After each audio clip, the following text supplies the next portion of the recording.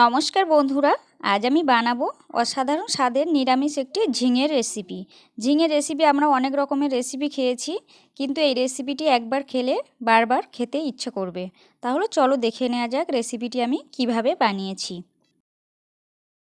এখানে আমি একটা বাটির মধ্যে কিছুটা 1 কাপ মতো প্রায় বেসন নিয়ে নিয়েছি। তার মধ্যে দিয়ে দিচ্ছি সামান্য কালো জিরে, সামান্য চিনি, 2টো কাঁচা লঙ্কা কুচে নিয়েছি সেটা দিয়ে দিলাম, আর দিয়ে দিচ্ছি পরিমাণ মতো নুন। দিয়ে এখন আমি এটাকে একটা ঘন ব্যাটার তৈরি করে নেব।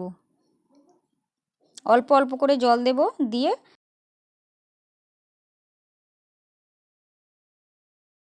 তো ব্যাটারটা আমার বানানো হয়ে গেছে। এখন আমি এটাকে ঢাকা দিয়ে প্রায় 5 থেকে 10 মিনিট মতো রেখে দেব। এটা বেশি ঘনও হয়নি, বেশি পাতলাও হয়নি। তো এখন রেখে দিচ্ছি, 10 মিনিট পর আসছি। তো চলে এসেছি 10 মিনিট পর। কড়া গরম করে আমি সাদা তেল দিয়ে দিয়েছি, তেলটা প্রায় গরম হয়ে গেছে। এখন আমি এগুলোকে ছোট ছোট ফুরুলি বা বড়ার আকারে ভেজে নেব। আমি একটা ছোট চামচ নিয়েছি, চামচে করে কাটিয়ে কাটিয়ে দিচ্ছি, তোমরা চাইলে হাত দিয়েও দিতে পারো।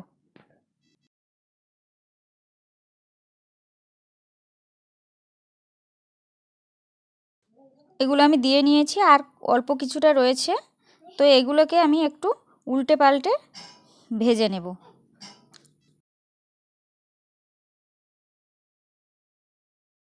এগুলো ভাজা হয়ে গেছে, যেহেতু তরকারিতে দেব তো বেশি লাল লাল করে না ভাজলেও চলবে।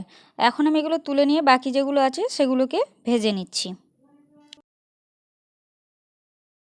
ফুরুলিগুলো ভেজে নিয়েছি, নিয়ে কিছুটা তেল আমি নামিয়ে নিয়েছি। অতটা তেলে তরকারি করব না, আর কিছুটা তেল রেখেছি। এখন আমি এর মধ্যে তেজপাতা 2টো আর সামান্য কালো জিরে ফোড়ন দিয়ে দিচ্ছি, দিয়ে একটু নাড়াচাড়া করে নিচ্ছি। এখন আমি ছোট ছোট টুকরো করে আলু কেটে নিয়েছি, আলুগুলোকে একটু লাল লাল করে ভেজে নিচ্ছি।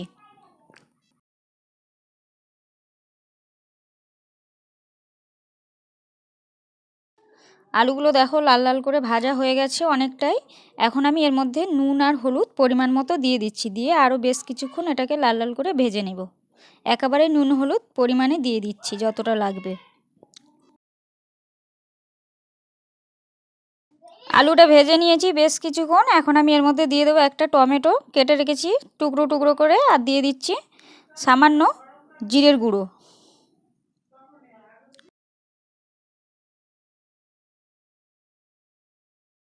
বেশ কিছুক্ষণ নাড়াচাড়া করে নিয়ে এখন দিয়ে দিচ্ছি পেস্ট করে রাখা আদা, কাঁচা লঙ্কা, কাজু কিশমিশ আর পোস্ত একসাথে পেস্ট করে নিয়েছি, এটা দিয়ে দিলাম। দিয়ে আমি মশলাটাকে পুরোপুরি তেল ছাড়া পর্যন্ত এবার কষিয়ে নেব। মশলা আমার কষানো হয়ে গেছে, মশলা থেকে তেল ছেড়ে দিয়েছে আর আলুগুলো সিদ্ধ হয়ে গেছে। এখন আমি এর মধ্যে দিয়ে দেবো কেটে ধুয়ে পরিষ্কার করে রাখা ঝিঙেগুলো।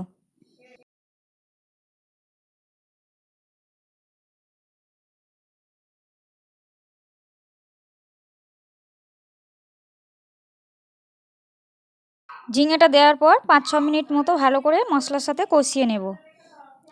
তো কষিয়ে নিয়েছি আমি বেশ 4-5 মিনিট মতো, কষানো হয়ে গেছে। এখন আমি দিয়ে দিচ্ছি জল।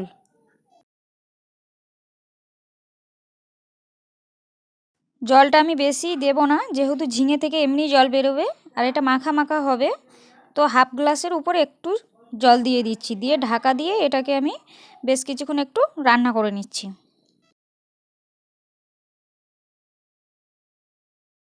তো বেশ কিছুক্ষণ রান্না করে নিয়েছি আমি। এখন ঢাকনাটা খুলে এর মধ্যে জলটা ফুটে এসে গেছে, দিয়ে দিচ্ছি ভেজে রাখা ফুরুলিগুলো। ফুরুলিগুলো দিয়ে আমি গ্যাসটাকে মিডিয়ামে রেখে আরও 5-7 মিনিট মতো আমি রান্না করে নেব। এটা রান্না করতে বেশি টাইম লাগবে না, যেহেতু আলু টালু সিদ্ধ হয়ে গেছে আর ঝিঙে নরম। এখন ঢাকা দিয়ে দিচ্ছি 5-7 মিনিটের জন্য। চলে এসেছি প্রায় 5-7 মিনিট মতো, মাঝে 1-2বার নাড়া দিয়ে দেখে নিয়েছি নুন টুন সব ঠিকঠাক রয়েছে। এখন আমি ঝোলটা এরকমই থাকবে, নামাবো। আর এটা ঠান্ডা হলে ঝোলটা অনেকটাই শুকিয়ে যাবে। নামানোর আগে আমি দিয়ে দিচ্ছি এর মধ্যে সামান্য একটু চিনি, দিয়ে দেবো 2টো কাঁচা লঙ্কা, আর উপর থেকে ছড়িয়ে দেবো ধনেপাতা কুচি, দিয়ে আমি একটু নাড়াচাড়া করে গ্যাসটাকে অফ করে দেবো। তো আজকে রেসিপিটি এই পর্যন্ত। রেসিপি ভালো লাগলে অবশ্যই লাইক কমেন্ট শেয়ার করতে ভুলো না। দেখা হবে পরবর্তী ভিডিওতে। সবাই পাশে থেকো, সুস্থ থেকো, ভালো থেকো, আর চ্যানেলটা সাবস্ক্রাইব করতে ভুলো না।